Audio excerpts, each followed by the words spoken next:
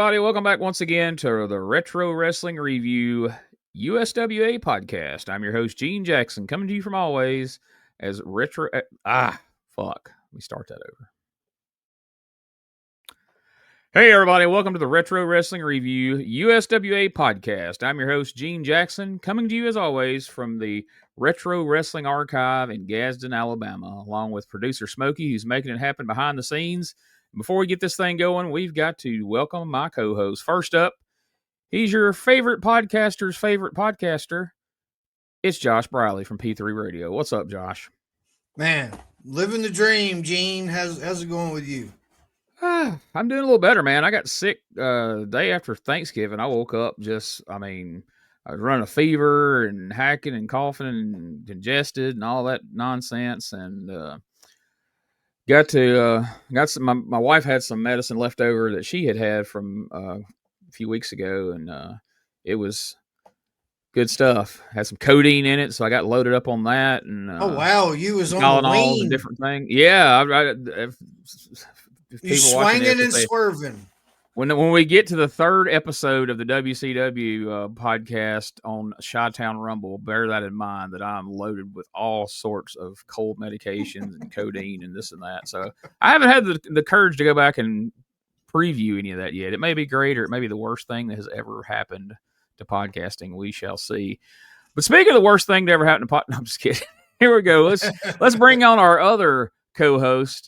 He's the owner, founder, and president of STSpod.club, and he's currently Jonesboro, Arkansas's favorite resident. Spoiler alert, it's Brian Trammell. What's up, BT? Man, what an intro. Jeez, man. Gene, I give you a good intro in WTF. Come on. Brother Gene, Brother Josh, let me see. Get Buck. I feel I'm live from Jonesboro, Arkansas, as y'all guys know, and I feel like Snow White with a house full of gay little people. I just want y'all to know that. It's my best friend Gene and my favorite host of P3 Radio. Brought to you by Jolly Royal Furniture. Open a new account or open that old account. You know, a lot of you probably still have an old Jolly Royal Furniture account. Give us a call. We'll open that up. And also brought to you by Arm Twist Shine. Get your order in for Arm Twist Shine. Hey, man, I got a note real quick I wanted to say. I should have said this before we got started, but I got some notes from a guy by the name of Rob Helt. Make sure I pronounce his last name. Yeah, I did Helt. too. So okay, he had something interesting to say. So he's in Dallas, and he's 16 years old. The Memphis stuff, he said, smartened him up. He lived in Dallas in 1991 and went to the Sportatorium and other shows. And he finally got smartened up when people were sending him USWA tapes from Memphis. And he just gave us a big thumbs up, enjoyed us, run the shows and everything. And then he sent us some notes too about what was going on in Dallas at the time. But we will say the phrase off the rails, probably. Gene will a couple of times during this show. He sent me some notes, and yes, we'll be going off the rails probably. I also want to tease that Jerry Lawler will be on the episode 250 this coming week, Saturday, on Memphis Wrestling.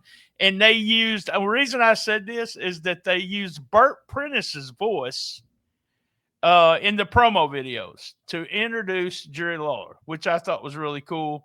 And we got a Jerry Lawler Patreon story that no one's ever heard. So it'll be fun. We got pictures and everything. So I can't tell it on the main feed because we have to kayfabe right now, but I'm able to tell it on the Patreon. So did Dustin spring for Josh to do Burt Prentice on his show? Is that his No, voice? I'm glad you said it, Gene, because it was fucking killing me. I'm going to say, well, how'd y'all go about getting a hold of Burt? I just hear Josh's phone ring. Hey, Josh, it's Dustin from Memphis Wrestling. Hey, we need you to do Burt Prentice. And you're like, how much? He's like, oh, don't worry. I got that sponsor money. I popped, man. I popped big time. It was from his...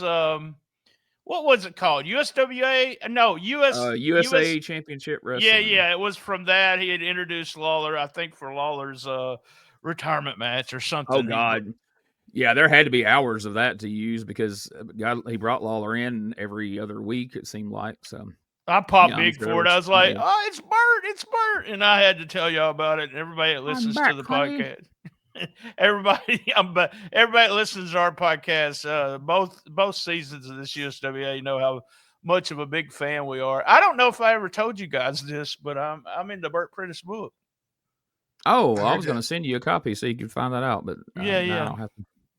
I'll have to look. Yeah, up I heard from Rob Helt as well, and I actually had notes here, like right as you said that. I was about to read a note, but no, that's fine because what y'all talked about was a little different. But and this is something we'll go into more later. But he was saying how we were lucky. The people who were on the Memphis end of things were lucky because we got to see the blow off to all these storylines. Because in Dallas, they've watched these storylines build, and then all of a sudden they show up one week and USWA is not there anymore. And there's a note on the door that says "Coming soon, Global Wrestling Federation on June 21st." So yeah, he sent that to me too. Crazy. I can only imagine how well that went over with people, and then but that's something we can talk about when we get into June here, but.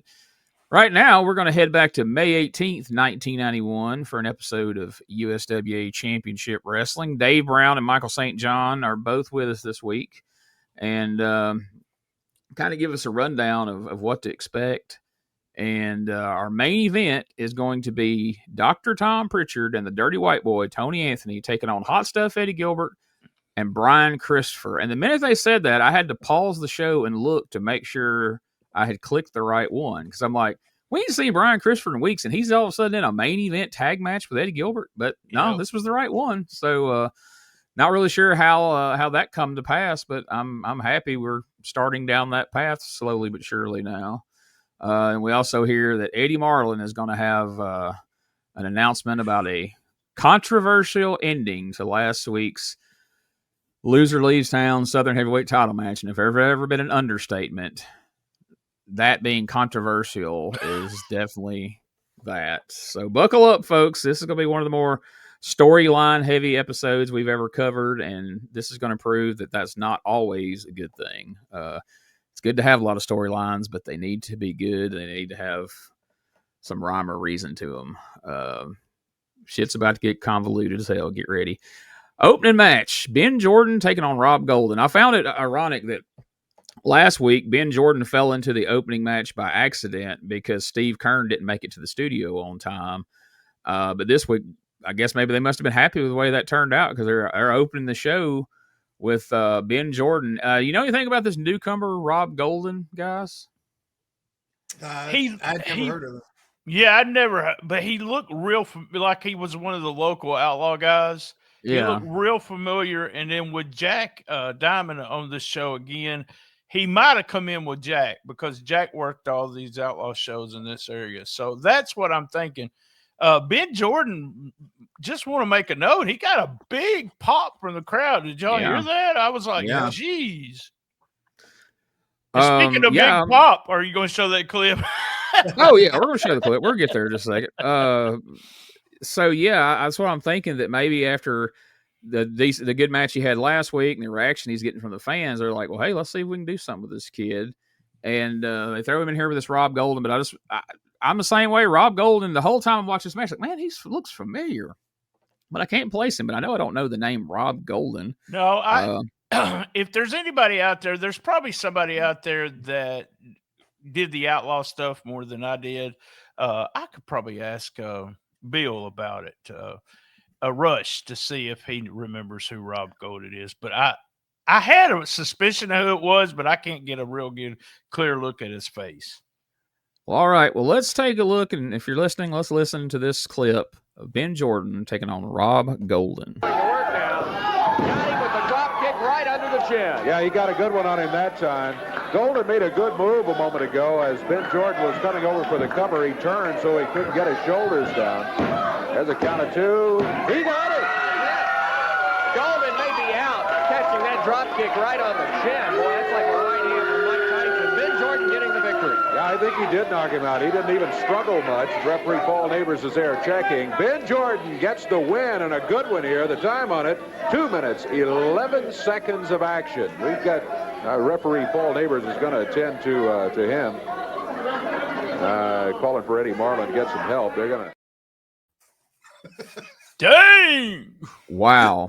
I mean, I've seen guys put out with sleeper holes that didn't sell it that well. When he tried to pick him up off the mat, he wasn't going anywhere. He was down. Ben Jordan dropped down, pinned him. You could see it you could see it on his face as he was leaving the ring, even after having his hand raised. He was like, "Oh shit, hope that guy's okay." I didn't really think a whole lot of it. I mean, we went to pick him up. I was like, "Yeah, he's out of it." Man, when they put the camera back on him and his hand was in this like that weird position off to the side over there. And you could kind of see this panic look on Paul Neighbors' face. I was like, "Uh-oh, this may be worse than we think here." That's the kind of shit that you see whenever a dude like in UFC or something gets really hit really fucking hard, and they'll contort and everything else. Yeah, I think this is the first time that we've seen that on reviewing any of the Memphis stuff so far. And dude, I had to try to rewind it again and catch it. He got him right on the chin. That is, it was a glass chin. Yeah, that's what I was saying. It was just one of those, someone uppercutted you and hit you in the chin and just went boom. He was out, man. He was out. I'll be interested to see if we see any more Rob Golden in the future. I That's what I thought, too. We've never seen him before, so your theory on him coming with Diamond makes a lot of sense. So that's probably it. Maybe a one and done, or who knows? He may be back next week. You never know.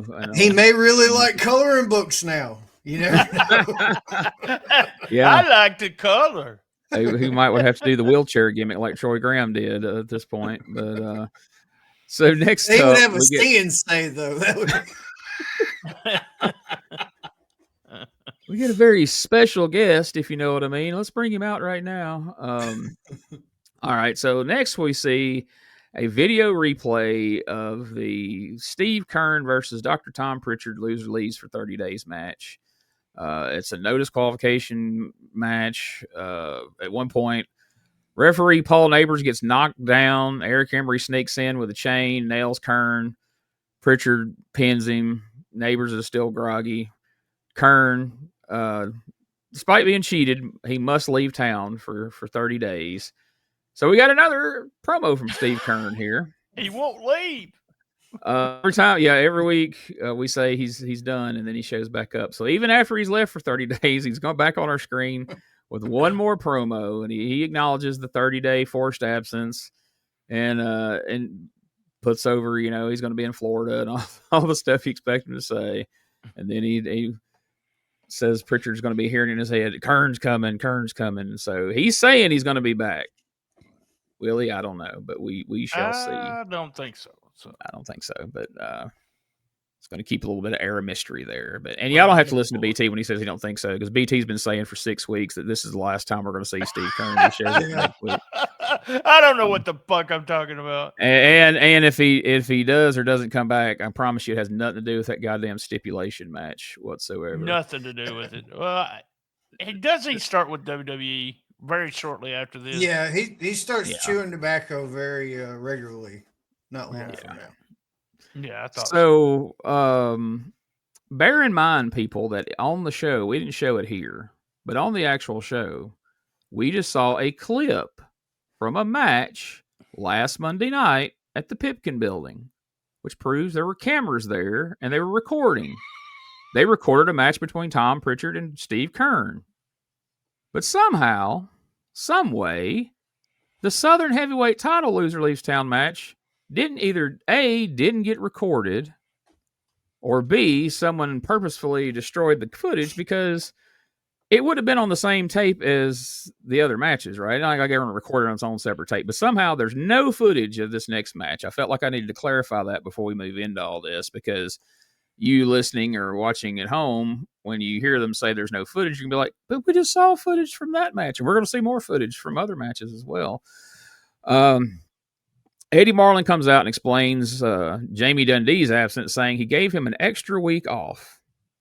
I'm assuming to get his story straight on how he's just going to come out here and cut a promo and write off the past several weeks of heel JC Ice, because we've let it be known here that he has reconciled with Bill Dundee, and Eddie Marlin thought he was coming this week to do it on TV, but he said he had give him another week. And so I guess, like I said, I guess even Jamie, as good as he is at talking, is like, wait a minute, I got to figure out how to this exactly make people believe it.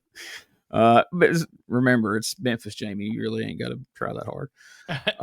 So then we get to last week's match between superstar Bill Dundee and Eric Embry. And I know we talked, if you listen to the last episode, I know we talked about it there, but in case you didn't, they have this match where, loser leaves town for 30 days. The Southern Heavyweight title's on the line. And even though there's not footage of it, what we understand by everyone who explained it except for Bill Dundee, Eric Embry pinned Bill Dundee. Somehow, we don't have footage, so we don't know. But we know that Paul Neighbors was selling being groggy at the end of the Pritchard and Kern match. And for some reason, he refereed this match too. Probably because he was the only referee there that night, if I had to guess.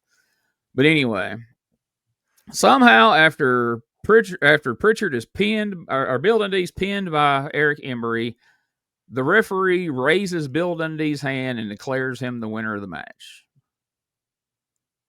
And all hell's broken loose now because Dundee says he won. Embry says he won, except Embry's actually telling the truth. Let's watch this clip of this meeting. Eddie Marlin said, well, what I did is I got everybody in my office for a meeting to hash this thing out. And he said, we need to figure out a way to resolve this, because if we leave it up to the USWA board of directors, it'd be probably 3 months before they figure this thing out. What's there to figure out? There's no goddamn 3 months. You just have to talk to all the people that saw what happened, which is everybody in the Pipkin building, including the announcers. Why? This is so convoluted. And just they have to. It's old school, Gene. They can't just send a file. One board member's got to review the footage at his home. Then he's got to go get an envelope and put the tape in, mail it to the next board member. After it runs the cycle of it could have fucking 20 board members. It'll take 3 months. Thanks, Josh. Thanks for explaining. You're right. You're right. That's what me and VT was both looking forward to, was hearing you help explain this away from a fan perspective. So that's perfect. Now let's sit in on a little bit of this meeting that we got like 2 minutes and 43 seconds of it, but it felt like the whole thing lasted like 20 minutes. I know it didn't, but holy fuck. But anyway, check this out. I know you had to call a meeting this past week. There was a controversial ending to a match in which Eric Embry was going against Bill Dundee. The actual winner of the match was Eric Embry, and yet Bill Dundee had his hand raised. So with the 30-day leaving the USWA rule, that left some kind of confusion. At first, you just wanted to schedule another match right there, right? Well, if you roll the tape there, it'll explain everything. Sort of getting by some red tape, I'd say, if you show the tape. Let's take a look at the meeting which occurred just a few days ago. Eddie Marlin, why are we here? Why did you give me a bed and him and me sit and look at him? Why are we here? I won the match. Bill, let me explain to you, let me explain to Eric, and also the referee needs to be standing here. The match had a disputed decision. Now, it was an important match. Whoever lost the match would have to leave USWA for 30 days. Wait. How do you get disputed decision? I pinned his shoulders 1, 2, 3. That's right, Eric. But the referee counted his shoulders out. The referee was knocked down. He raised his hand up. Bill Dundee says he had you. That makes me the winner, doesn't it? No, wait a minute, Bill. Now, let me explain to you. If it stands as it is right now with his appeal to the USWA, it'll take 3 to 4 weeks for a final decision. All right? You say that you had him pinned. They interfered. I did. All right. And this light hit me on the head. You know. No, I pinned your shoulders, Dundee. No, sir. Wait just a minute. He pinned your shoulders. Bill, I seen the Yes. match. Wait a minute, Matt.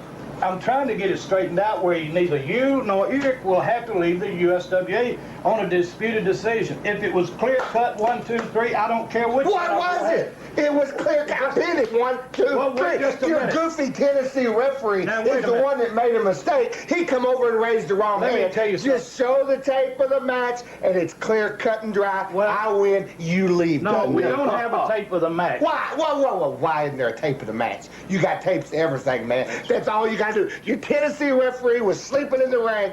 Now take your Tennessee cameraman, get him to show the tape. It'll show me pitted your shoulders to the mat. 1, 2, 3. And you show me standing in the middle with my hand raised, so that makes me the winner. The tape will show him being a goof. We have no tape, Eric.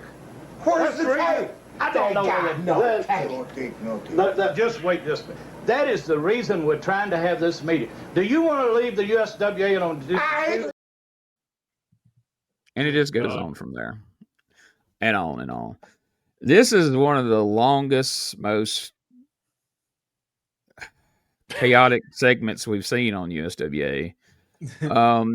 I love how at the beginning when Dave tries to broach the subject, Eddie Marlin's like, just show the tape. Like, it's like I'm tired of even trying to explain this nonsense because it's fucking stupid. What's crazy, guys? And you can try to manipulate this into making some kind of justifiable sense in kayfabedom if you want to. But Eddie Marlin himself, who's supposed to be the man in charge of USWA from a kayfabe perspective, said, yes, I saw you pin Dundee, Eric Embry, but Dundee got his hand raised. We've seen them ignore referees' decisions thousands of times in the USWA, and will continue to. But for some reason, in this one particular instance, this is the one time that nobody can dispute the referee unless we spend 3 weeks letting the board do it. But the only person who is saying that Dundee pinned Embry is Dundee.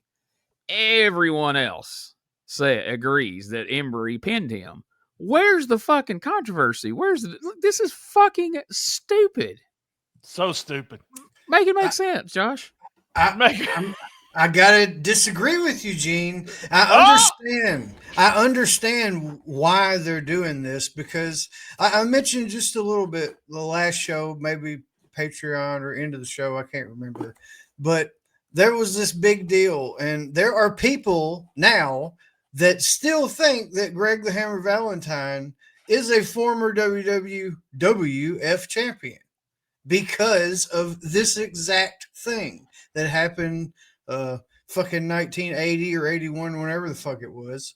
And it was the deal. Fucking who was it? Backlund pinned Greg, 1, 2, 3. The ref was not silly or whatever. They both get up. He grabs Valentine's hand. He's the winner. He grabs the fucking belt and leaves. And they had to have this big match, and they made a thing of it. I'm more than positive that's where Embry got this idea, because he'd seen it done before. It was successful up there. He was going to try to mimic it or whatever. And yeah, sometimes things get convoluted or whatever. But as a fan, I loved it, because I guess I'm just way too logical, because even as a kid, I was sitting in front of the TV going, this is fucking stupid. Everybody there knows Embry won. Where's the controversy? I agree with the spirit of what you're saying. I just think it was so poorly executed, it just comes off as fucking dumb. I get what Josh is saying, but to be explained that's part of it not being controversial to me, and I get it. This kind of a dusty finish or prelude to dusty finishes, the way you leave thinking the fans leave thinking someone else won then did not win. I hated this meeting. I thought it was horrible. I got tired of hearing Embry. That's the reason we didn't get the full clip there. But at the very end, Dundee called Tojo a Jap. And I think he almost called Miss Texas the N-word. And it wouldn't be the first time I heard Dundee say the N-word, but we'll talk about that some other day. So, but okay, here's the thing. So that deal you're talking about, Josh, Backlund's the champ, Valentine's the heel, right? But he's the one that it looked like he won, but he didn't. The ref gets up and raises the heel's hand. Yes. There's the key element of this fucking thing that doesn't make it work for fans. They raised the wrong hand. Nobody's going to Eric Embry's right in this situation. At least in the other scenario, they were, the champion, the good guy got done wrong. So that's why the fans investing. It's like, oh my God, this guy got screwed. We got to go see this be made. The good guy fucked the bad guy. The bad guy is the babyface here, which was essentially what makes this fucking dumb. I'm sorry, I'll argue. This is a hill I'll die on. It's fucking dumb to have the heel get screwed and have the babyface, the liar, who's trying to defend something that didn't really happen. But this seems to be like a common formula with this whole thing now. This is the second time where there's deliberate heel shit done by Eddie Marlin and the Tennessee side and all that. And it's just like, well. Just wait till next week, guys. The spoiler BT's got to tell you. Wait till next week's explanation of the main event. It's even worse than this one. So there we go. Well, one thing I think hurts this too is now we're 3-4 weeks in a row where we're promising these big stipulations that we don't actually deliver on them. And that gets to be, as far as ticket sales, it gets to be like, well, I'll just wait and hear what stupid shit on TV they did. I ain't got to go pay money to watch it play out and ruin my Monday night. And I think that's a lot of what their problem was eventually. But I think we're starting to see a big flaw in Eric Embry's booking is when he was booking in Texas and he was the babyface, it was babyface booking. The hero kept coming out on top most of the time. And now that he's the heel in Memphis, we said in the early goings, like, all right, well, this is good. We got to build some heat. We got to put some wins behind him. But now he's putting himself in positions as the babyface while trying to be the heel. And it doesn't make sense. So I'm just interested to see where the hell we go from here. And hearing BT tease it, I'm scared to death of what the fuck it's going to be. Do you think maybe because still at this point, the association with Dallas and Texas, maybe in his head he thought this is footage that I can play there, and this will justify me and vilify me as the good guy in Texas or something. I'm trying to make it make sense. I don't think they ever. I know you desperately want it to make sense for Eric Embry, but I'm sorry. This was so poorly executed. If they'd have done it in reverse and let Dundee and be the other way around, then I wouldn't like it, but I'd be like, okay, I get it. But having him win the match, even though I'm sure he cheated, but win the match and then, that's the whole thing. Like if Eddie Marlin would have been like, man, I was taking a shit. I don't know what happened. He sits there and says, yes, Eric, I saw you pin Bill Dundee. And then Dundee's only argues, well, but it raised my hand. So, okay, he would have raised your hand if it had been a disqualification. Would that have meant you were the new champion? No. So anyway, we won't spend all day talking about that. There's going to be a rematch, but we'll hear about that a little bit later when we go over the card. So next up, we get a promo from Eddie Gilbert, and he is right in the middle of this feud with the Dirty White Boy, and this is one of his better promos that we've seen as a babyface, so we want to check that out right now, and we'll talk about it on the other side. At the Pipkin building. Headed this way right now is Hot Stuff Eddie Gilbert, who's, looking good today. But you've got to return or the continuation of that war with Dirty White Boy. Yeah, Dave, past few weeks, too, if I could have everyone's attention out here and at home. Last few weeks, Dave, I've come out here a lot of times, as a matter of fact. I've kind of got a little irate. I've lost my temper a few weeks. I've screamed, I've yelled, I've made threats, pretty much that I've backed up. But at this time, I would like to take the time, if everyone up there, Director Howard and everyone will bear with me on this, I want to take a little time to explain something to everyone in Memphis, Tennessee, and around about Hot Stuff Eddie Gilbert. The past year, Dave, not only in my professional life in wrestling, but in my personal life, in the past year, I've kind of been to hell and back. And I've experienced a lot of things have happened to me. As everyone knows, that when I first came back here, the only thing that I had on my mind doing was getting rid of Jerry Lawler. Well, I want everyone to understand something real quick. I grew up here. This is when I was a kid. I'd go down to the Mid-South Coliseum every Monday night. I'd ride down there with my dad, sometimes my dad, Eddie Marlin, Jerry Jarrett. I just wanted to get close to the ring. I wanted to take pictures of the matches. I wanted to write wrestling stories. I wanted to be a wrestler so bad, get in the ring and be a wrestler. My dad instilled in me, and he taught me the ring. He taught me how to wrestle. But a secret that only a few people know, and I think you know, Dave, when I was growing up, especially when I got to be a teenager, a man, and I'm going to say this, and it's going to shock a lot of people, a man that I admired, a man that I wanted to be like, a man that I wanted to, whenever his day came to where he stepped aside, I wanted to take his place. That man is Jerry Lawler. Whenever I was growing up, I always said, someday I wanted to be the king. Whenever Jerry Lawler stepped aside, I wanted to take his place. I knew it wasn't going to be an easy task. I know now it's not going to be an easy task. But when I look around, we all know now that someday, not today, not tomorrow, not next month, and maybe not next year, but someday, Jerry Lawler will not be around here to wrestle. He's going to have other things to do. He's going to do his TV show. And I look around and I see two people that will have to take the burden on their shoulders, two people that will have to take the task of wrestling all the guys that come in here and want to take over the Memphis wrestling scene. And those two people, when I look around back there in the dressing room, are myself and Jeff Jarrett.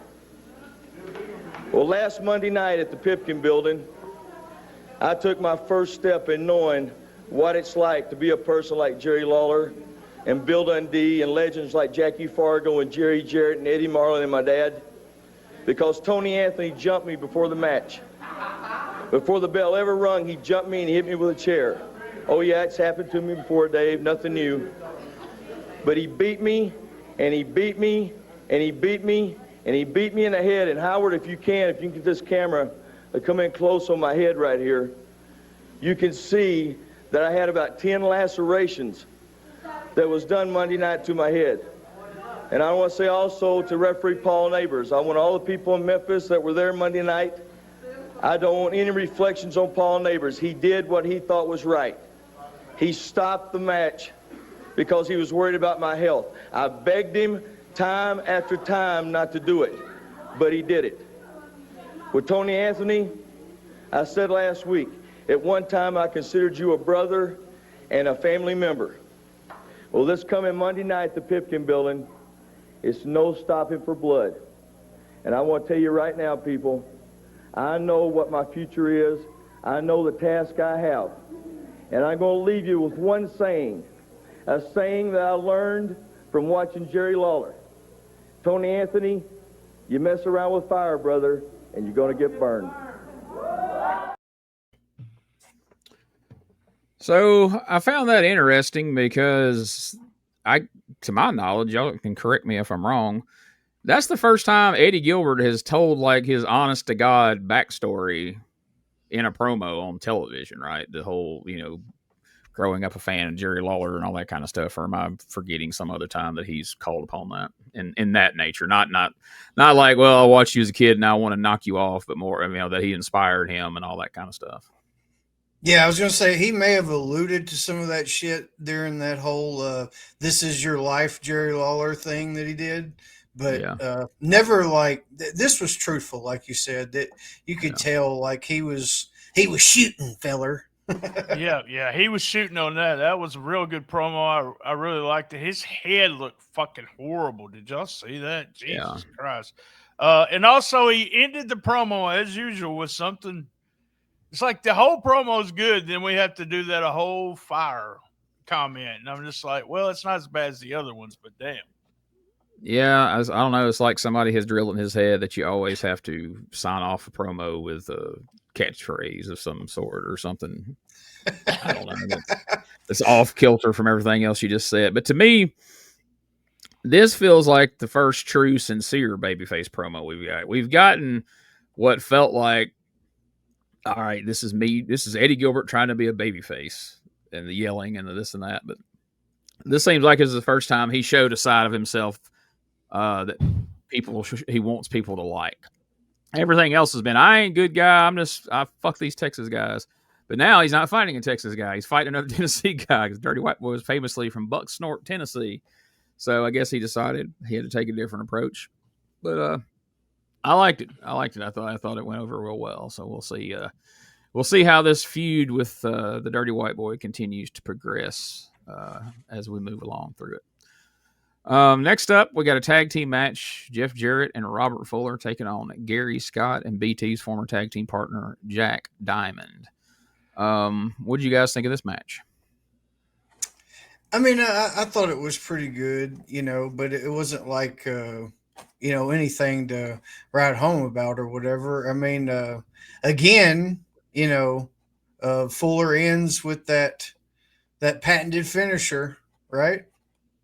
Yeah. With the old foot to the head, and that was it.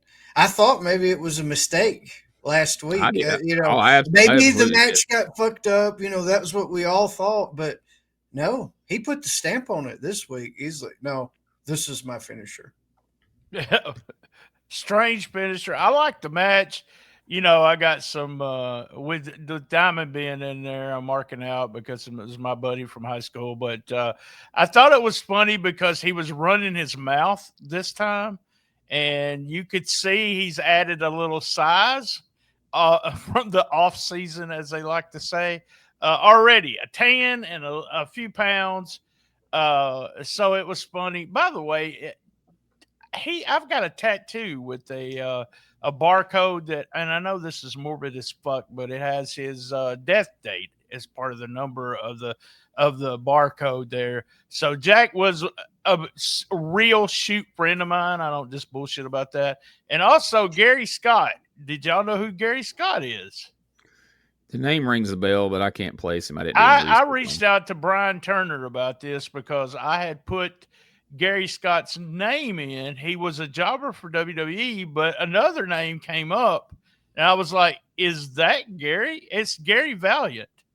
Gary shit! That's Scott. why that sounds familiar. Okay. Yeah. So, and also they made a note about them robes, which I thought was hilarious. That Michael St. John was getting excited about Jarrett's robe. Him and Dave Brown both was. So, look at that robe, man! Look at that robe. Mm-hmm. Makes you feel like somebody said, "Hey, put that robe over when he comes out." Okay. Yeah. We spent a lot of money on that. He must not have got his car fixed from the wreck. He just spent the insurance money on new. There you go. Robe. Hell yeah.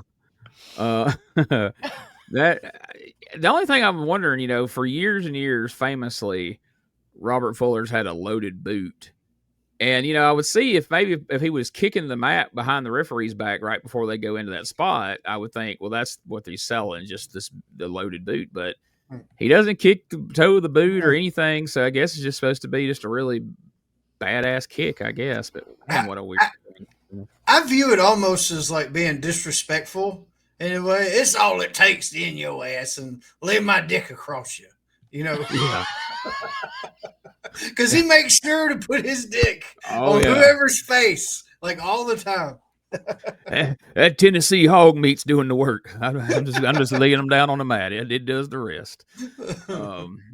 Bless their heart. Yeah, I don't ever see him pinning, Pritchard or Embry or even a Texas Outlaw with that kick combination there or something. But maybe that's what we're building to in a key match. He actually does load the boot and use that to get a win. Maybe that's what's happening here. I don't know. Pritchard's already got that whole loaded boot thing going on right now. Do you think that would almost be a no-no for Fuller? Yeah, right? It would, except the fact that Robert's got his built into his boot, and Tom Pritchard has to wrap a slingshot around his toe or whatever. But yeah, it would be kind of overkill to have two of those. So that's probably a good point there. Pritchard appears at ringside afterwards and is mocking the champions there, talking shit, and suddenly they are ambushed by the Masked Assassins. No, wait. It's the Texas Outlaws, dressed exactly like every pair of Masked Assassins you've ever seen in your life. They come in and jump the guys, and eventually they make a big comeback. Jarrett swinging a fucking chair like he's trying to literally murder them. And then Fuller cuts the heated promo saying he's going to send their ass back to Texas. But it's like, why wouldn't you at least call them the Texas Assassins, since they're dressed just like the Assassins always did? I mean, that's probably a nitpicky, stupid thing to talk about, but that's all I could think of when they hit the rings. Like, whoa, fucking Assassins. They're like, hey, it's the Texas Outlaws. Like, really? It's like, man, Jody Hamilton's lost some weight. He's moving quick. Fucking, I thought it was horrible, man. You didn't let the heels get any heat whatsoever. They got just a couple moves, and I mean that's the way you build for the Monday night show. I mean, you should have left Fuller and Jarrett laying, but by the way, it looks like that's David Price and Larry Wright under the hoods. So as the Texas Okay, where was that in the Observer? Yeah. I remember reading that somewhere once, and I couldn't find where I saw it, because at some point it becomes, oh God, they were the Devil's duo, Jeff Sword and what's the other guy's name? Oh fuck, the Barroom Brawlers. Doug Vines, yeah. And it may not be till after this may be David Price and Larry Wright the whole time, maybe. But I was thinking that the Outlaws get unmasked as those two, but maybe I'm wrong about that. And of course, no, that's later on this year after something happens with the Barroom Brawlers. Okay, so for people who are familiar with Memphis wrestling history up and through later times, VT, tell everybody who David Price is. I have no idea. You don't know who David Price is? All right, Josh. Is he the announcer? Is that not your guy from the interviews, or is that another David? No. Yeah, who is it? David Price is Motley Crue's. Oh, I did not know that. I don't know him. I never knew his we stumped BT for once.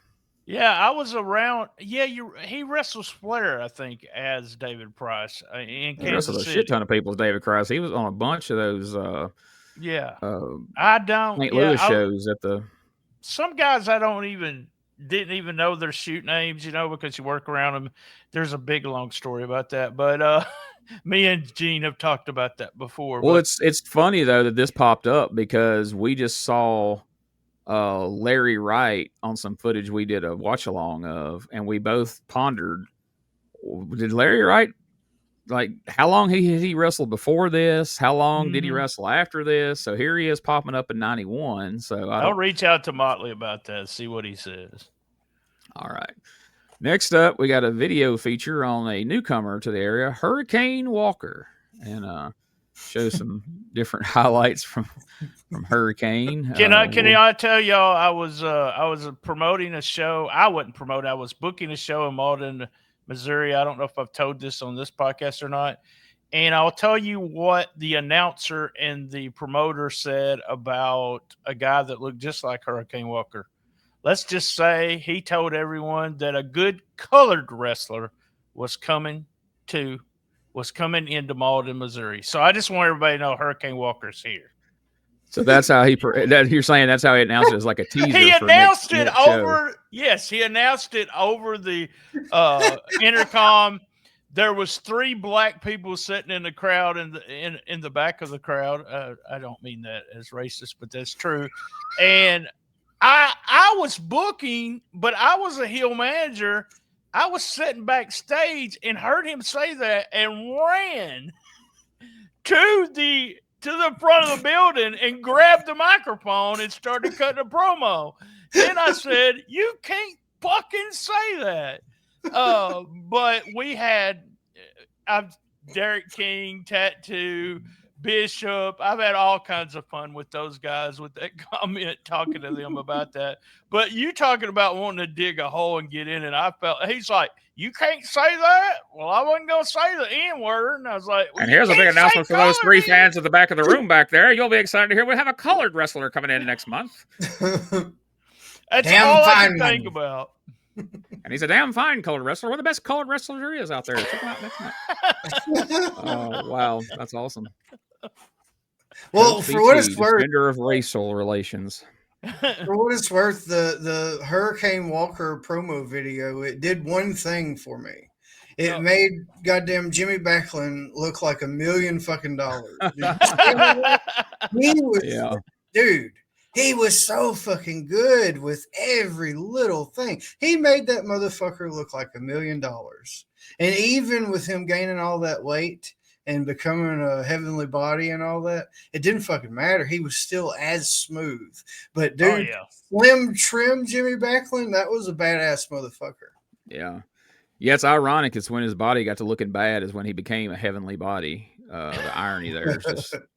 By the way, just so we know, Hurricane doing that match with Scorpion, Michael St. John said, "Look at those legs." That's what he's for Hurricane One. Look at those legs. That closet door just keeps cracking a little further open each and every week, it seems like. Look at that robe. Look at them legs. Oh, baby. I was waiting for him to jump out of it one of these days and say something completely, where Dave Brown's like, Jesus, come on now.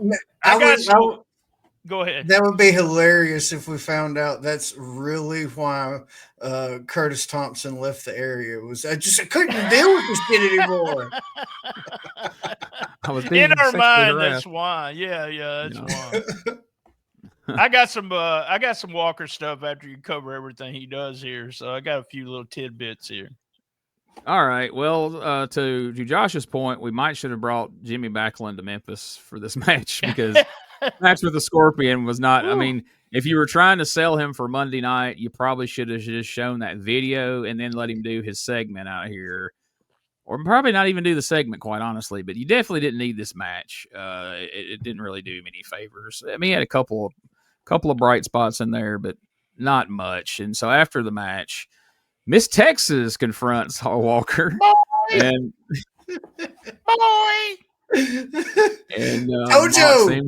Tojo came and had his first speaking part of his run of the year. Far. Yep.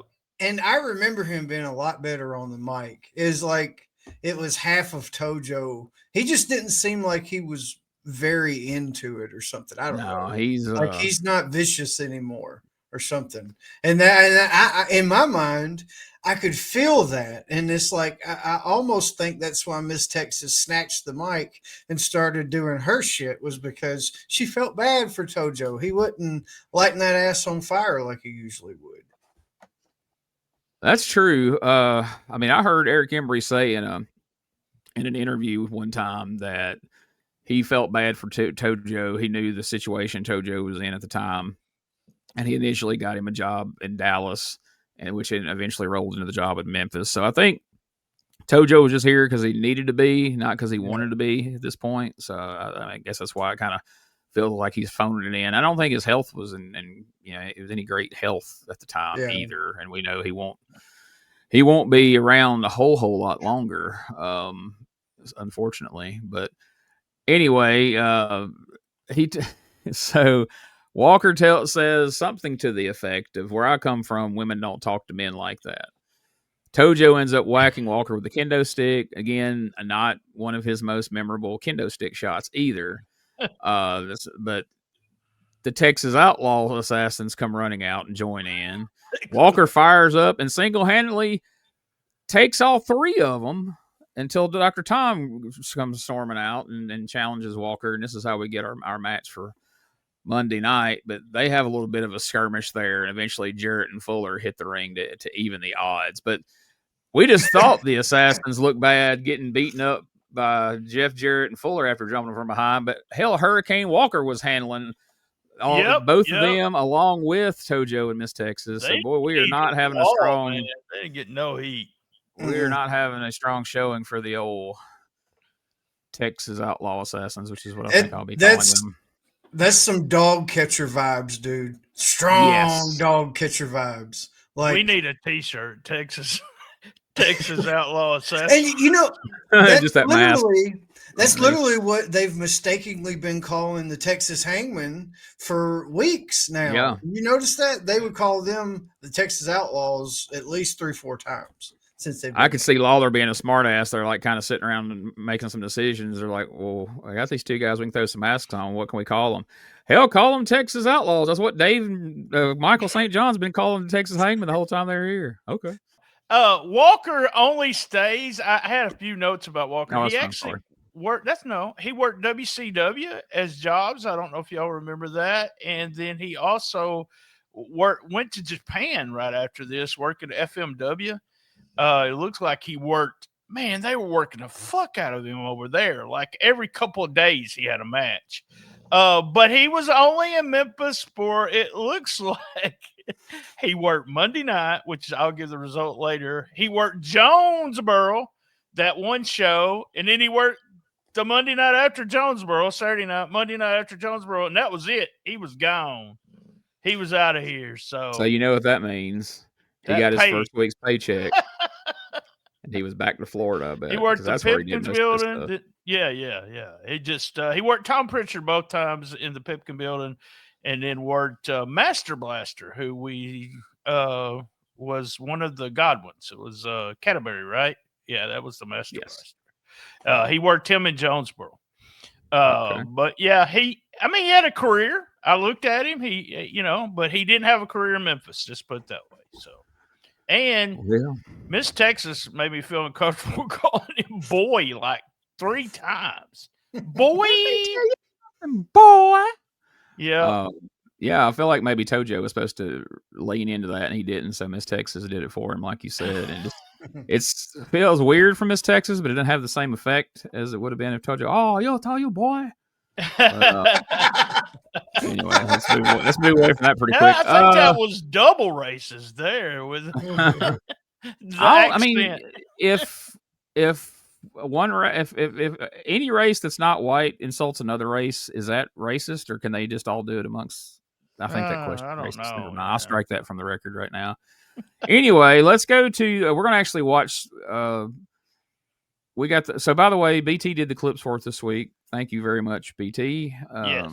I was still under the weather yesterday, so we've got the entire first fall, and so I think we're just going to watch it instead of sitting here in silence and watching it. While turn the mics back on and we can talk over it. Matches, and here they are as part of tag teams today.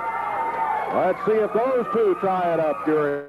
Oh, I muted it completely. There we go. Look how small Brian Christopher is on this.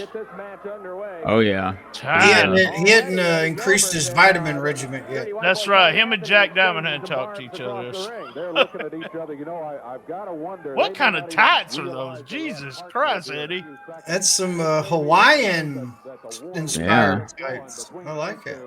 Did your grandma make anything?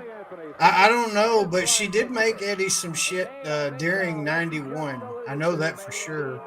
And Brian's got those tights on that Jeff had some just like that. Good match, too. Everything's just like, these 4 guys, Brian's very young here, but these 4 guys, I'm a huge fan all the time of these 4 guys, and just how good they are, understanding what they should do and everything.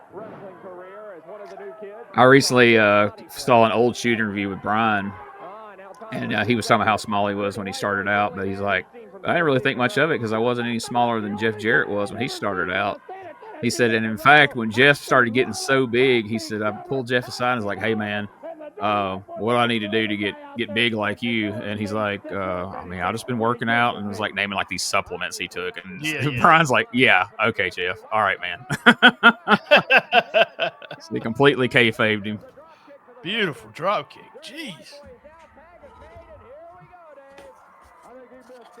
Do you reckon those flower tights have the same effect as the King's flower tights?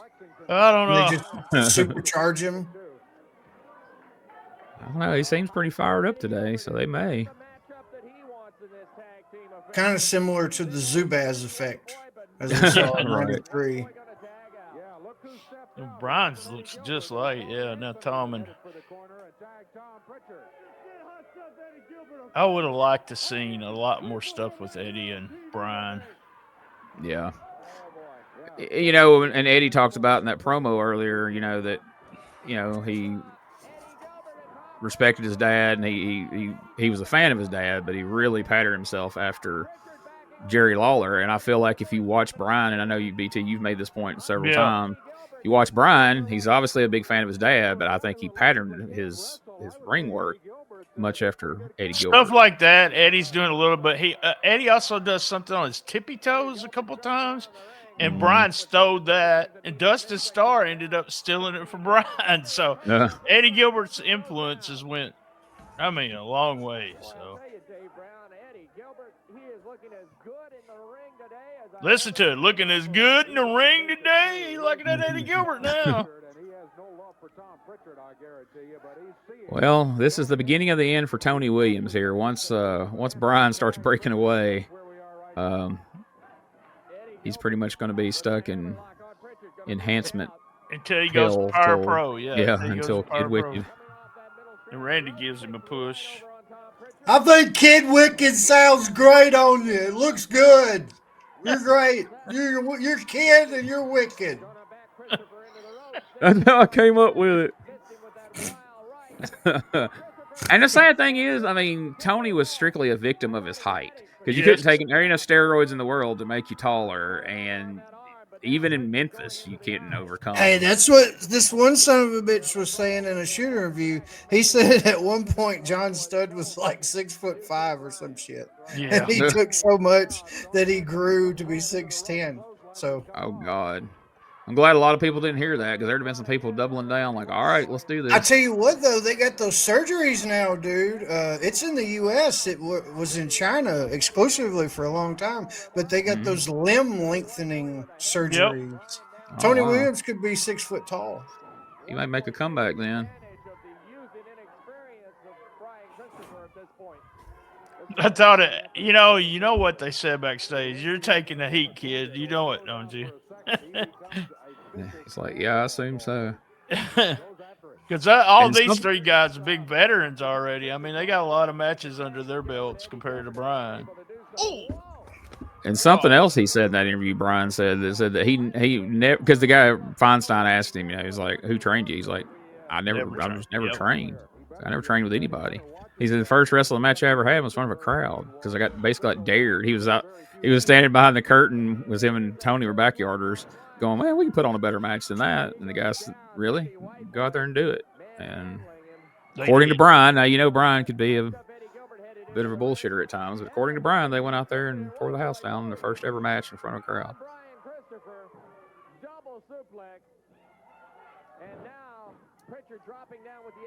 They worked. It's a shame we won't ever recover the Twilight Zone days of. Yeah.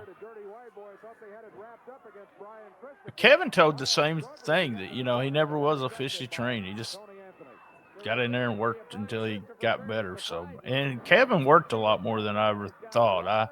I didn't know he was on all those outlaw shows, but Bill Rush was like, I worked him a bunch of times. I'm like, I just knew the Memphis TV, but yeah, he worked a Yellow Jacket everywhere. Had that little, he got those muscles from a costume shop. And he put a muscle suit on and then put the tights and everything over the muscles. I had my suspicions that was like, some kind of foam muscles or something. Yeah. Well, I remember watching it with some friends, and somebody backed him in the corner and chopped him, and it sounded like he chopped a pillow. I'm like, oh, okay, it's official. Yeah, he said it was the easier way to do that than what Brian did. Hot tag. We had a double down and a hot tag. He even got the leap in there. Yeah, perfect psychology, y'all. Just perfect.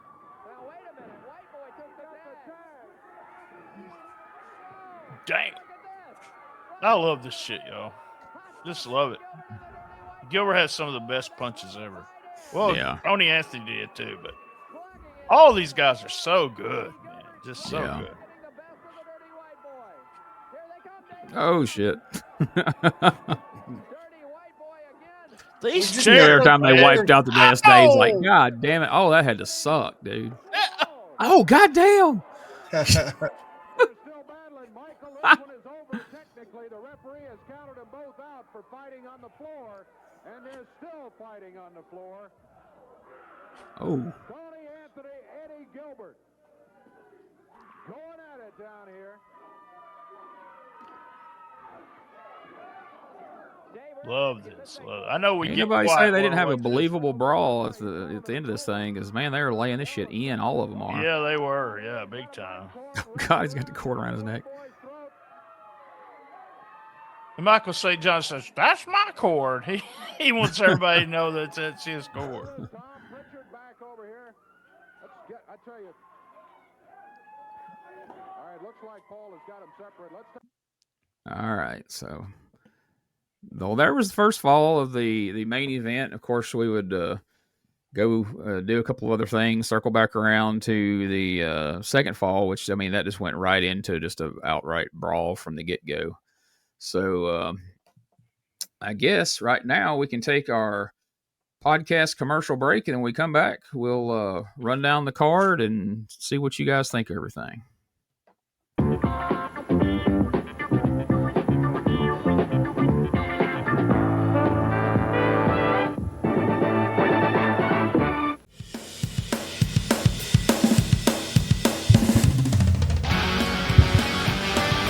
Tired of the same boring wrestling podcast? Need something with attitude, chaos, and maybe just a little cussing? That's stspod.club, and we got it all covered. We got wrestling weirdness with WTF News Desk, 5-minute time limit, and the Southern Fried Brain of me, BT, steering the whole ship. We also have rolling into Memphis every week about the current Memphis wrestling. Interviews, hot takes, and wrestling outrageousness so wild it might get you banned in 12 states. That's right, it's SDSpod.club, or search all podcast catchers for Shooting the Shiznit, where wrestling podcasts grow chest hair. Not sure what that meant. Love my mama.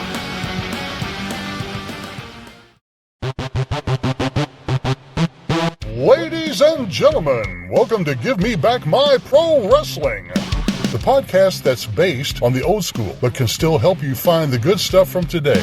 Jimmy Street and the Plastic Chic, Jared, are the undisputed tag team champions of the wrestling podcast world. From thought-provoking topics to superstar interviews to action figure expertise. This team does it all, and all they ask is, give me back my pro wrestling!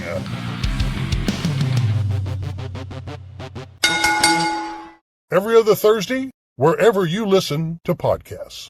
Hey guys, Ray Russell here. Lots of new stuff happening here at WrestleCopia. If you haven't checked out our website at WrestleCopia.com, it's a great way to keep up with the latest episodes of all of your favorite Copia programming, from the Wrestling Memory Grenade to Regional Wrestling with the Territory Talk, the Wrestling Stoop with the legendary Bob Roop, and of course all of those programs also available at your favorite podcast streaming platforms. And if you want to stay up to date with everything going on in the Copia world, all the latest news, random thoughts, fun videos, pictures, and more, make sure to join the more than 33,000 followers over at Facebook.com/Wrestling Grenade. Don't be left out. And last but definitely not least, it's what keeps the entire machine going. I'm talking about Patreon.com/WrestleCopia. We appreciate your support in helping us pay the bills to keep the WrestleCopia Podcast Network running and enabling us to continue to bring you all the quality programming that we offer. All right, well, let's take a look at the card for Monday night and see what everything on this show was building up to. Opening card. Again, it's at 7:30. Parking is free at the Pipkin Building at the Fairgrounds. World Light Heavyweight title on the line. Chris Candido coming into the USWA to try to take that belt away from the champion Nightmare Danny Davis. Following that, a match in which the little people are going to be back. Karate Kid will be going against Little Tokyo. Then, oh boy, get ready for this one. Miss Texas will be going against Miss Brandywine. Sweet Georgia Brown, of course, has the self-proclaimed Miss Texas, is a tough customer. And Brandywine, I understand, is a fine young lady wrestler, so this should be quite a match at the Pipkin Building Monday night. They'll be going at it. then following that, boy, get ready for this one. Hurricane Walker, as I've said, we're going to have him. He's here today. We are going to have him in action a little bit later on. Maybe get a few words from him, too. Dr. Tom Pritchard will be going against him. And I don't know, Pritchard, I hope he's close to a monitor or a television set and gets a chance to take a look at Hurricane Walker. Pritchard will have Ms. Texas in his corner over there. There's a factor right there. But Dr. Tom goes against Hurricane Walker Monday night. Then a return grudge match, and this one not going to be stopping it just because somebody is bleeding. Dirty White Boy will be going against Eddie Gilbert. Hot stuff against the Dirty White Boy. These two former partners will be still going at it again like it got started a couple of weeks ago, and they'll be facing each other in this return grudge match Monday. That's a war in itself, Dave Brown, without a doubt. Dirty White Boy and Eddie Gilbert having their differences these days. World Tag Team titles are going to be on the line. The brand new champions, Jeff Jarrett and Robert Fuller, defending those belts against, wouldn't you know it, another Texas team, the Texas Outlaws. Mass team coming into the area. That's, what can you say? I mean, exactly just like you said it. Here we go with another Texas team, the Outlaws. But Jarrett and Fuller, what a team they've become. And they've already captured the belts. That's right, and going to be trying to hang on to them. By the way, the Outlaws are around here today, too. I don't know if we have time, we'll have time to talk to them or not. In a way, I kind of hope we don't. But the Outlaws going against Jeff Jarrett and Robert Fuller. Then, main event of the night, the Southern Heavyweight title is on the line. Bill Dundee goes against Eric Embry with Tojo Yamamoto. But remember, there's a lot more to it than just that. The title has been held up. The loser of this match will not be able to wrestle in the USWA for 30 days, and there must be a winner of the match. Controversial ending last time around. Bill Dundee had his hand raised, but Eric Embry is the one who actually won the match. The dispute, we saw the results of the meeting in Eddie Marlin's office, and that is going to be the match which results. All right, there's the card. So let's go over your thoughts on this week's show. Guys, what was your least favorite part? Maybe anticlimactic for at least a couple of you. Least favorite part of this week's show? I've got to say Hurricane Walker. I mean, like I said, the promo video was good because I was like, man, Jimmy Backlund was fucking awesome. And, but whenever he came out and wrestled, that's the whole, and then the match happened, he came out and he was more like Slurricane. He was very slow and just real sluggish in his movements. It just looked like, I don't know, like some guys say, looked like he had a stick up his ass or something. He just kind of wrestled non-fluidly. But those legs, damn, those legs. He had some thick legs for sure, for what that's worth. But God, his work was atrocious. Well, my least favorite's not going to surprise Eugene. It's that meeting. Good God, the description of the finish, the controversial ending, and all that. Absolutely hated it. The only thing that was saved it was that Dundee was being racist. But other than that, I thought it was horrible. Yeah, I'm gonna agree with that as well. That was my, not so much just the segment itself, just what it represented and the story that's behind it. What was your most favorite part of this week's show? It'd have to be that interview segment. It gave a peep into Eddie Marlin's office. Hell of a fucking desk table, right?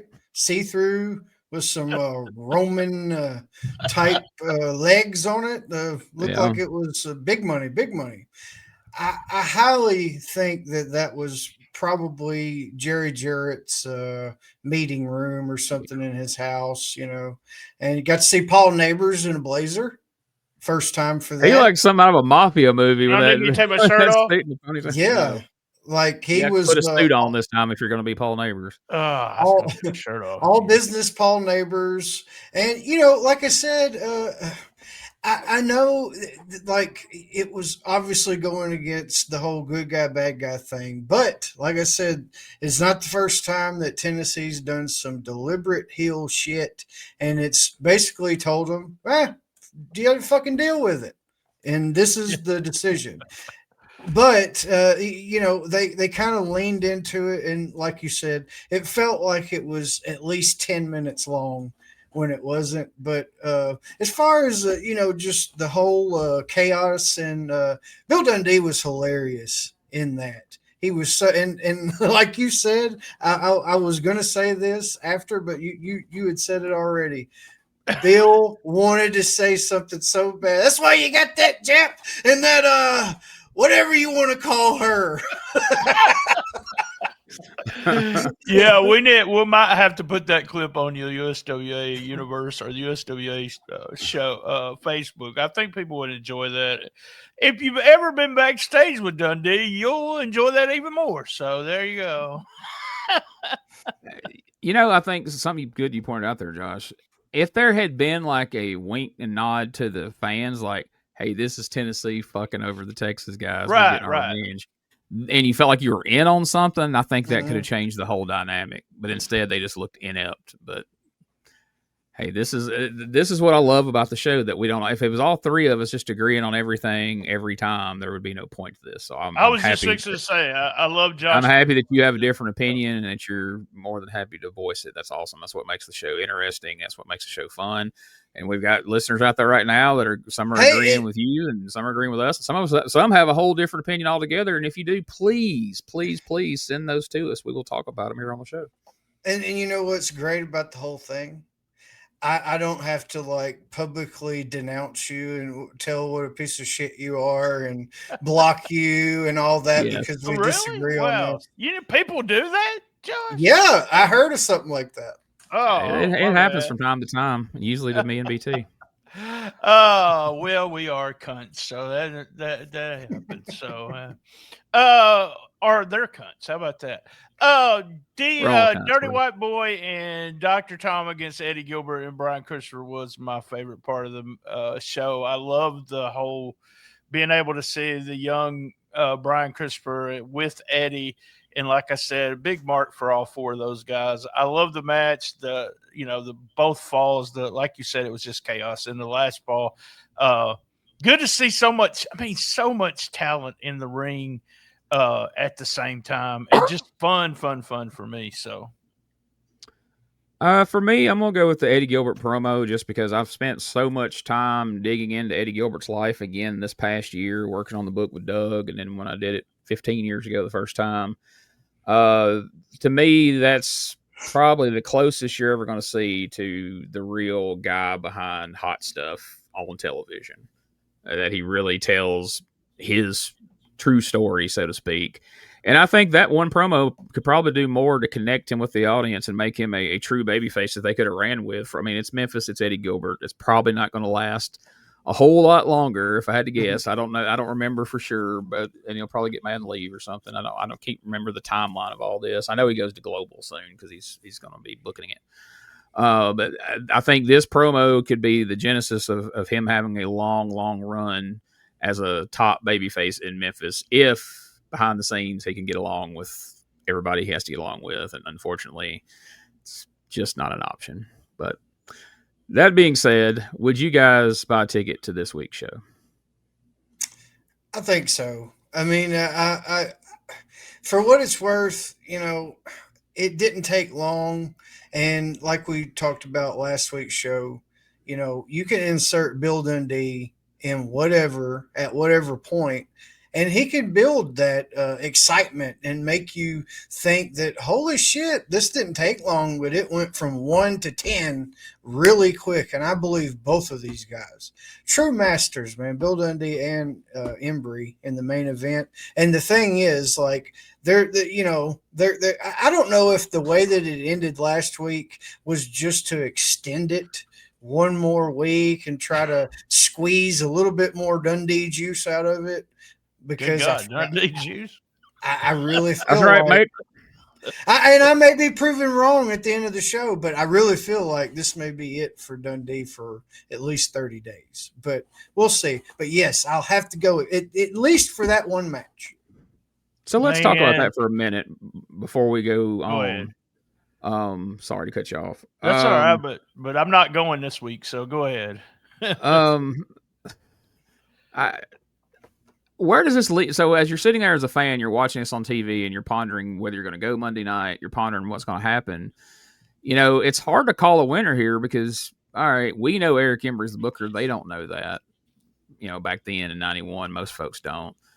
So you don't really see him leaving. But then again, we just teased that next week Jamie Dundee's going to be here to talk about how he's rectified everything with his dad. So what's that even going to really matter if his dad's gone at that point?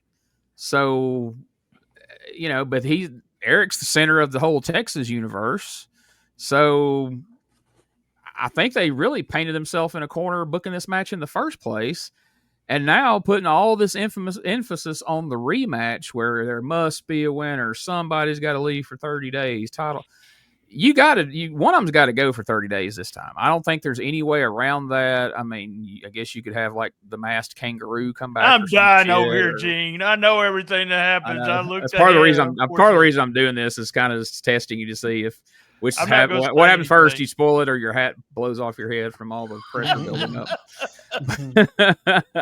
But without further ado, I'll throw it to the spoiler himself, Coach BT, Brian Tremmel. Let us know, how did this play out? Real quick, I would not have went Monday night because I was not forgot impressed. To finish that. Either would I, yeah. Was not impressed with the Outlaws. No match on that show. Only match I really wanted to see was Anthony against Gilbert, and with them shitting on the finish last week, that would have pissed me off and probably pissed other people off. But real quick, I like to do – so the Friday night before the TV tapings that we just watched, we had Tom Pritchard, Jeff Jarrett, Rob Fuller, Tojo, Miss Texas. All those folks were in Dallas Friday night in front of 230 fans. They got on that bus and rode back to Memphis to do the Memphis TV tapings. Also, the Texas Hangman went ahead and did that show.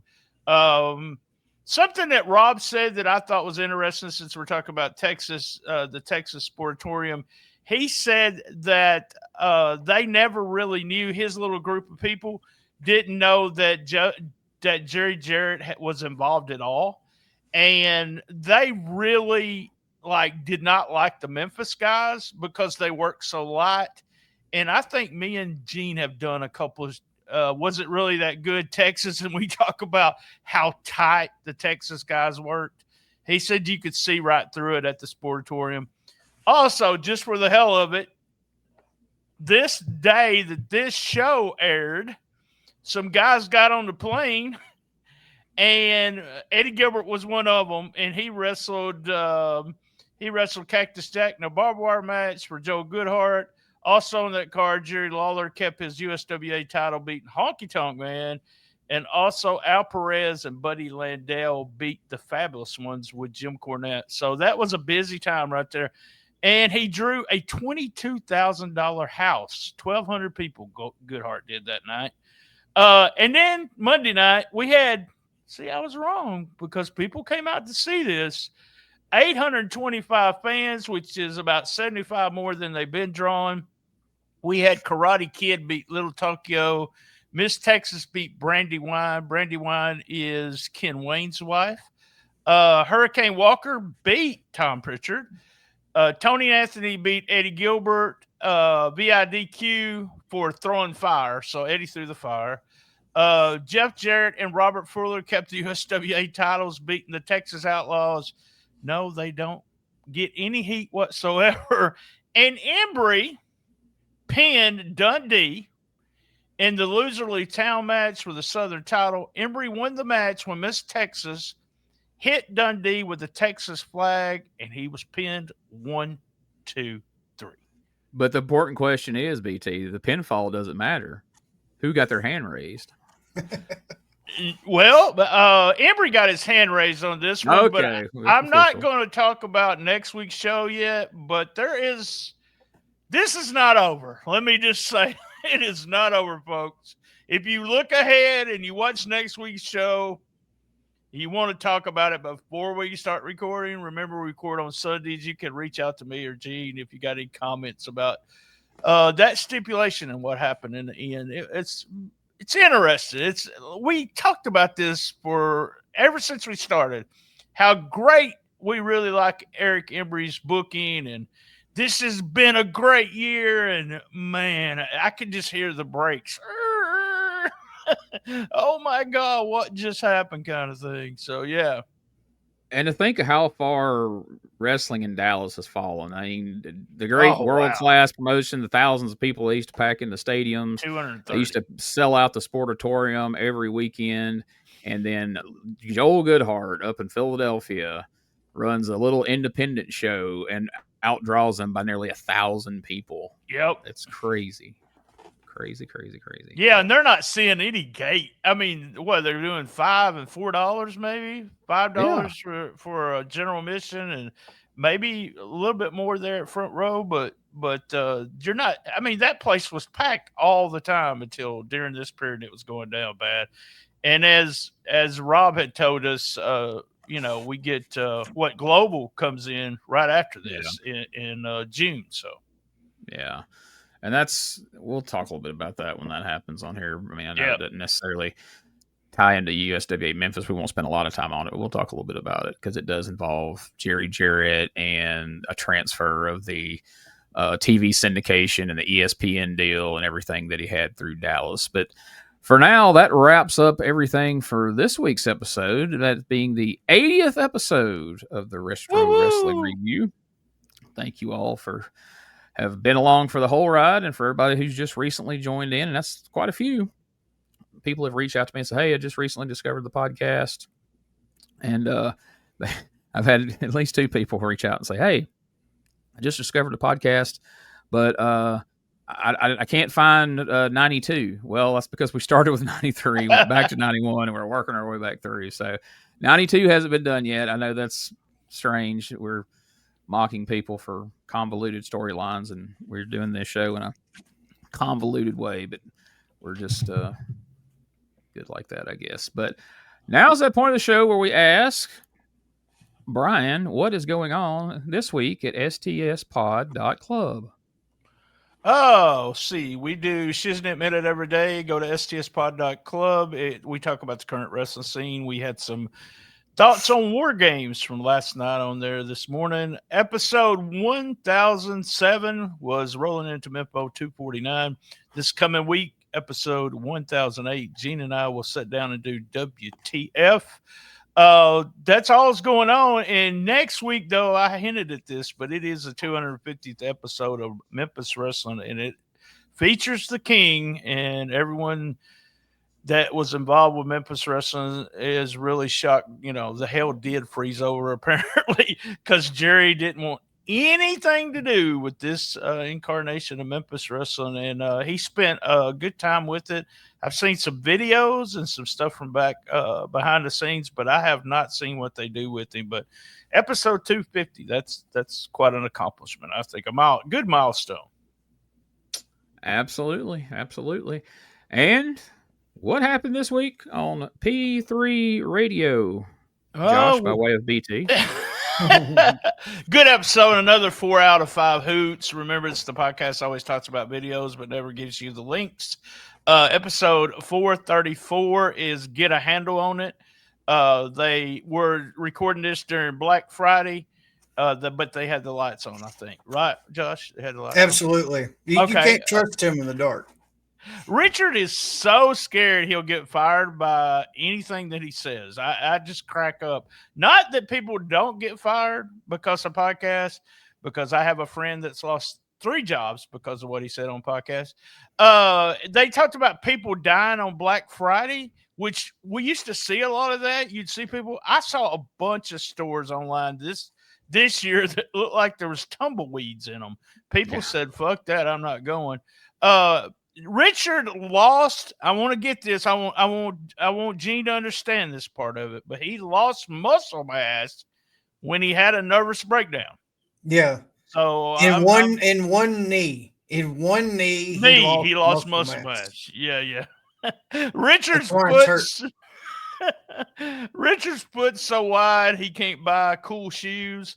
You don't go away too far yet. This motherfucker was like presenting himself as like Shaq when he goes to the goddamn boot barn or wherever the fuck. He's like, I wear quadruple E and I can only get like these super plain shoes, nothing cool, but Nike makes them. I was like, yeah, Nike Dad Force Ones, and he did say anything dubbed cool makes his feet feel like he's wearing ice skates.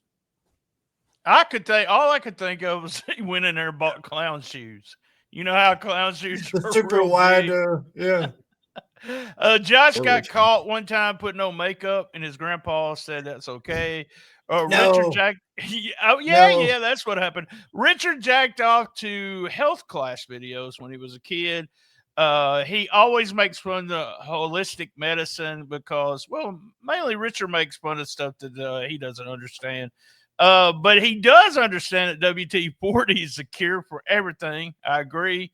Josh's dad's been ordering eye drops, and one of the special ingredients is cayenne pepper. Not sure that's helping him. Richard's mom, he's got a couple of phone calls from his mom to help with the TV, and the plumbing's leaking. I thought that was hilarious. My mother does me the same way. Josh got mad at a mentally challenged cashier at Walmart and then felt bad about it. After the break, I didn't go that far. I didn't lean into it that hard. I just knew it was wrong. We always have a break with the song coming back and talking about the shirts. After the break, Richard sneezed, and then you could hear him suck up his snot. We were able to hear him sucking up his snot for the rest of the episode. I love that. There's some more. There's some more talk, and all of a sudden, Richard turns into the stock market expert. Then we get into some stories.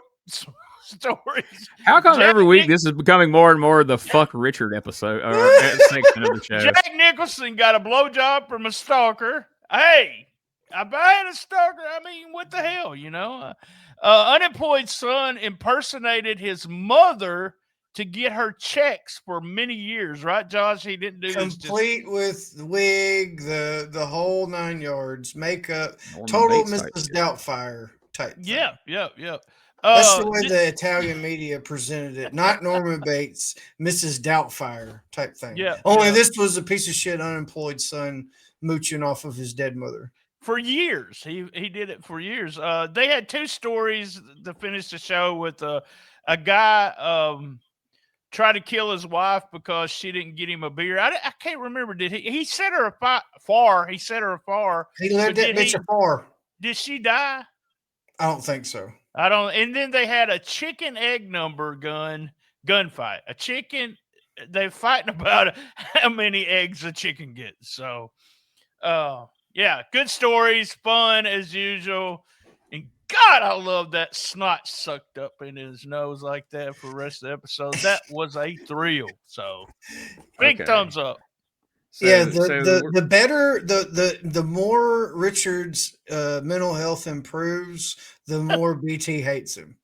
But when Richard's to give BT some credit though, when Richard Lee was down and out and at his worst, BT didn't kick him while he was down. He tried to bring him up like a good pimp does to a hope. I did, man. I sent him text messages. I had my own mental health problems. Had a shitty day yesterday, so there you go. Every once in a while, it just the med. I think that what's happening is the people putting meds in those pills. They're sitting there pushing a button, and then somebody goes, "Hey, Randy," and Randy goes, "What?"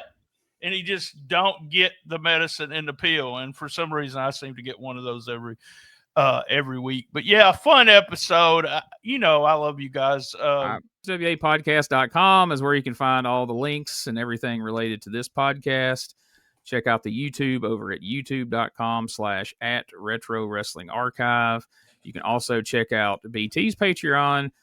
This made me so happy when I saw this. I've been asking BT each week. I pitched to him and go, "Hey, what's your Patreon?" He had no idea. And this week he said, "Hey, I put it up in the banners." And his Patreon was patreon.com/shootingtheshiznit. That's what was so hard to remember. You can also check out this Patreon at patreon.com/Retro Wrestling Archive.